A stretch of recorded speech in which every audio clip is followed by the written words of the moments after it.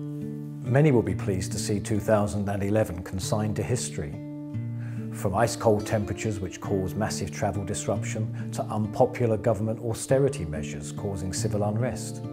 Then there's the continuing Euro crisis and the Eurozone, as well as general gloom and doom. No wonder many saw the glass as half empty. But going forward, I think there's one big challenge for the industry, and it also presents one big opportunity. And it sits around the word trust and how we define trust.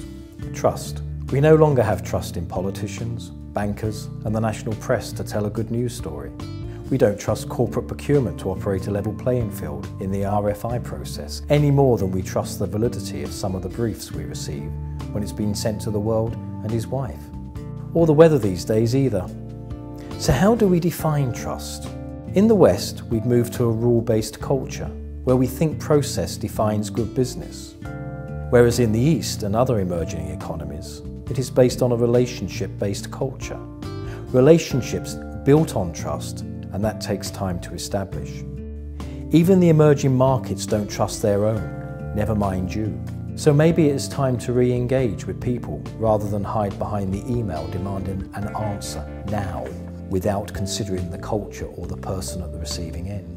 In our industry, more than most, people buy people. So it is time to bring that personality to your credentials, collateral and website.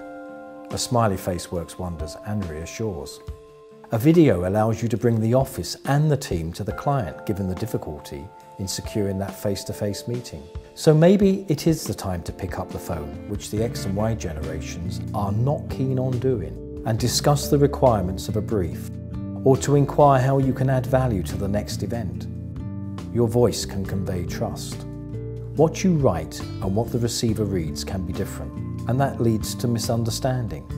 We are global, and English may be the business language, but for many it is their second language. But trust is more than just people. It's also about transparent and robust business building blocks. Make sure you show your competencies on your website. More rationale to go with the emotions.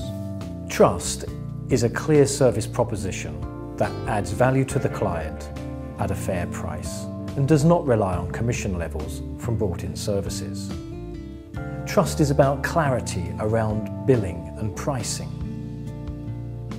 Be opaque, and that will create distrust. What trust do suppliers have when a corporate RFI is little more than a tick box exercise through the web? It's soulless and it ignores the cost of response, the anxiety that the recipient feels. Many don't trust this process to truly evaluate their worth and the value they can bring to the client. Who can you trust when you have a short deadline? And that seems to be the norm these days. We've not invested time in building relationships with our suppliers. So when that opportunity comes in, we just turn to the first name we can remember. It's not a true and good way of evaluating collaborative partnerships, and ultimately we all suffer. To build a collaborative relationship with your suppliers, make it a seamless partnership so that the client can see that you are all joined up. Trust in your own abilities, confidence that you're adding value, and be able to convey this in a 10-second lift talk. After all, a lasting impression counts. Conveys trust and passion if you have the self-belief. And trust is a two-way street. You need to be comfortable that the brief is a clear, open and equitable opportunity, because too many, especially suppliers, have been burnt with the promise of business in the future for a favour done this time round. Where is the sense in asking 9 or more to pitch if you've truly evaluated potential suitors and trust your own judgment? So maybe it is time to take the lead, as this campaign did last year. Take nothing for granted. Take trust to the client in the same way the mountain went to Muhammad. One thing is for sure, loyalty is in danger of becoming extinct. So it's time to redefine it as trust. And then you don't have to worry about the past, only the future opportunities. So that's what I see as the biggest challenge and opportunity for 2012. So thank you for listening.